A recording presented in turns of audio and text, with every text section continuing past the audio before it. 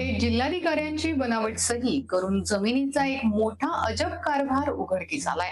महसूल विभागात यामुळे एकच खळबळ उडाली आहे. नेमकं प्रकरण काय आहे सांगते, पण त्याआधी आपल्या पेजला नक्की फॉलो करा.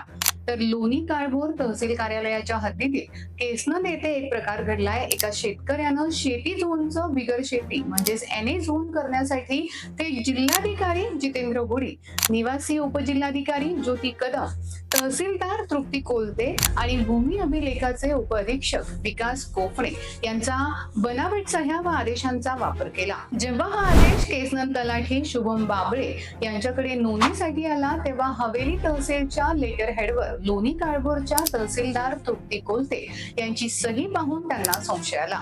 त्यांनी सखोल तपास केला असता हा आदेश PMRD चे पत्र आणि डिजिटल स्वाक्षरी देखील बनावट असल्याचं उघड झालं.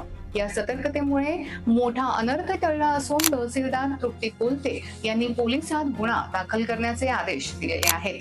तसंच अशी आणखी प्रकरणं आहेत का याचा तपासही सुरू केलाय. मग अशा बनावट सह्या करणाऱ्यांबाबत तुम्हाला काय वाटतं? तुमचं मत आम्हाला कमेंटमध्ये नक्की सांगा.